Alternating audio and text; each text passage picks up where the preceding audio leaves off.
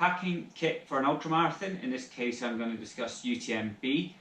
It's quite important because you've got to make sure you have all that mandatory equipment plus any optional extras that you want, and ultimately when you're in the race you want to be able to access the things which you require most often as easily as possible to make it as seamless as when you're trying to get food, drink, whatever it happens to be from your backpack. You want to be able to access it as easily as possible. So here are my tips on how I pack my race vest for ultramarathons, and in particular UTMB.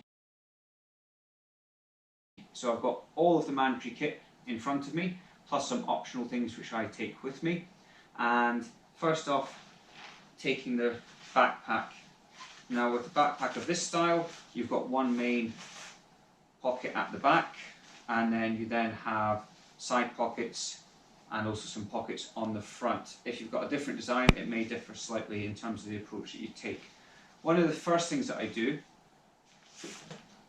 is make sure I have a dry bag, and that's where I then put in the spare long sleeve top that you're required to have, as well as the long leggings, and having them in a dry bag, make sure that they stay dry. Even with just sweat, it can get very wet in your backpack if it isn't raining, so I put all of that kind of kit into the dry bag. Now one of the things that I do is I don't seal the dry bag until I've actually put it into the backpack. The other key thing about having these sort of items is I make sure that when I put them in, that they are positioned so they're going to be against my back. So some of the harder items that I put in later on, such as say the head torch, will be on the outside of the pack. So therefore I'm not going to have harder items pressing into my back. So that's one of the things which I always try and do. So first off, the dry bag, I'm putting these items in, and the way that I structure it is things which I don't think that I'll need or I'm happy to stop and get out of the bag, those will go in towards the bottom, so they'll take the longest to get out. Things which I may need more frequently, like say the waterproof jacket, that will go in later so it's easier to get out. Now by leaving it open, it allows me to crunch it down and get all the air out, and makes it a lot easier for getting it into your bag in the first place. If you close it, then it can kind of come a bit like a balloon.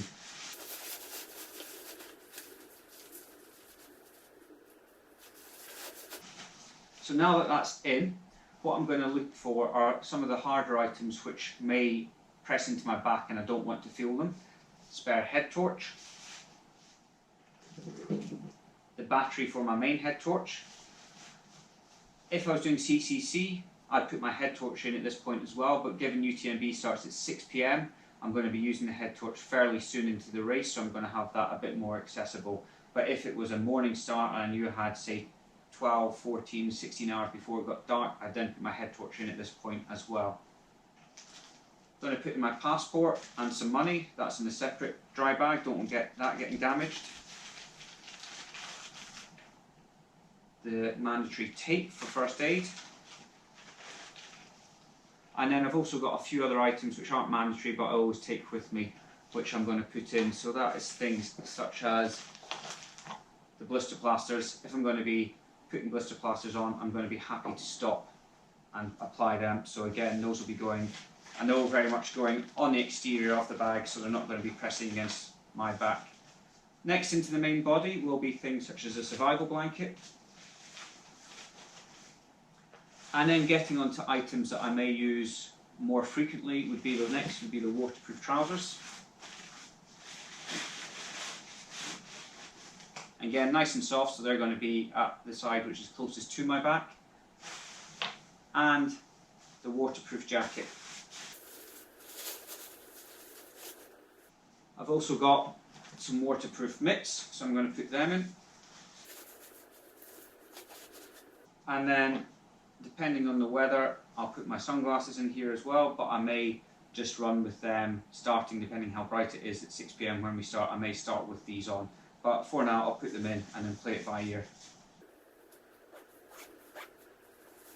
So that's all the main items I'll be putting in the backpack. Now, I've then got chest mount pockets for the soft flasks, which will be going in, and then the side pockets. There's one more pocket at the back, and that's the zip-up pocket here, and that's where I'll be putting my cup. Easy to access, I'll be using it quite frequently, but I'm going to put that in that zip up pocket there because that's where I've always used it. Now for the side pockets, I've got two options, and what I've been doing, because at the moment it looks like it won't be a hot weather requirement, so I don't need the extra litre of water, so I'm putting in some gloves, my warmer gloves, into the inside pocket of the side pockets. And by having one per side pocket, again, it just makes sure there's a nice soft part against me. So then the harder items that I put in will be further away from the body and less chance of chafage and just discomfort, essentially. Now in the first side pocket, I'm going to make use of my head torch, because I'm going to need that at some point, and I may not want to take my backpack off to get that. And then I'm going to put things like my food, easy to access. I know I'm going to need that throughout the race, so I'm going to have those in the side pockets. I've also got a body glide. Now I hope I don't need to use that, but I've got this pocket at the back here where I'll be placing that, so again I can access it on the run. And also another second cup for hot drinks and things like that, so again I can put that in one of the side pockets at the back though, so not quite as easy to access as the ones right on the side, but again I can access it without having to take the backpack off. Other items that I'll be putting which are easy to access, similar to having the gloves, would be a buff and also a sun hat depending on the start time, and also potentially a warm hat as well in there. Finally, I've got things like toilet paper, want that easy to access, though hope I don't have to use it. And then things like spare sachets of drink mix, as well as spare sachets of salts and things like that if you want them. All of those will be going in the front pockets, because from that perspective, you can get them easily. If you're coming into an aid station, you take out the soft flask, you take out your sachet, and you can fill it up quite easily without having to stop. And that's particularly true for the earlier aid stations. The other thing I'll have with me, which is easily accessible in one of the front pockets, probably in this front zip-up one, along with where I put my mobile phone, are my timings. So I've just printed it out, put it in a little bag, takes up very little space, nice and light, but it's just giving me my various schedules, so I know where I am on the course and how I'm doing versus my timing schedule. So again, I have that accessible because as I get later into the race, I may want to check that, and having that accessible is key for that.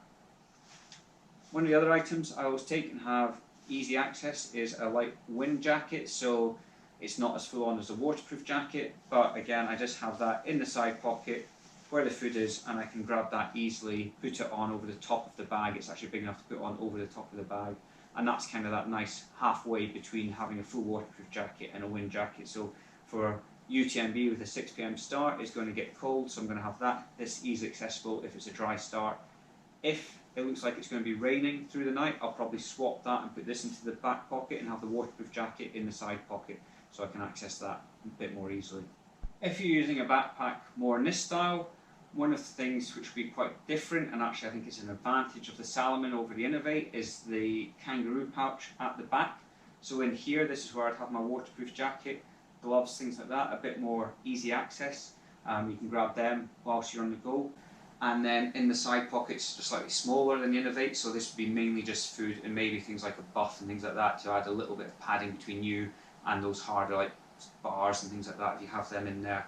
But the main difference with this would be making use of this kangaroo pouch for the waterproof jackets. In here, again, I'd make use of the dry bag with the long sleeve top and the leggings, and again, put it in whilst it's open, and then close it once you've got it inside. It makes it a lot easier. And then making use, they actually have an interior pocket which is on the outside, and I make use of that for things like the hard-edged items which may push into your back. But same principle, items which you're least likely to use or happy to stop to get out would be in the zip-up pocket. Then the kind of next most important ones would be in that big kangaroo pouch, and then the items that you'll be using frequently, so food, everything you're going to be having every kind of half hour potentially, then those would be in the kind of side front pockets to make them as accessible as possible.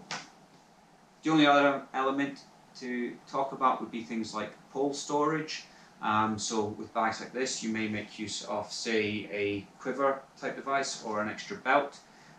With that Innovate one, I tend to use them on the front, as you may have seen in some of the other videos, but it's just about your personal preference whether you're using poles and how you put them on and off. But ultimately, those are my top tips. So make sure you have the most important items that you're going to be using most frequently in the most accessible pockets, and also make sure that you use the softer items close to the body to reduce the chance of chafage throughout. The other thing I would say is make sure that things like if you've got blister plasters or head torches, things like that, once you put them in, check that they're not rattling, because you can find that things like compeeds, if there's nothing in there, they can rattle quite a lot. So I just put a little bit of tissue paper in with the blister plasters so they don't move up and down whilst you're running. It may be very quiet, but it becomes quite irritating when you're sort of 12, 14, 18, 30 hours into a race. So yeah, make sure you put the backpack on before you start and give it a good test, shake it a bit, see if there's any rattling, and then try and fix that so you don't have that going as soon as you start, and then you've got that annoyance and you either have to stop very early on in the race to adjust items. You want to have it all tried and tested before you start with it. I hope that was useful. Have I missed anything? I'd love to hear your top tips. Please leave a comment down below. Also make sure you subscribe to the TMR Coaching newsletter. There's a link to my website down below where you can find a link to that and fill in the sign up form. And if you enjoyed this video, give it a thumbs up and subscribe to the channel. Thanks for watching, and I'll see you next time.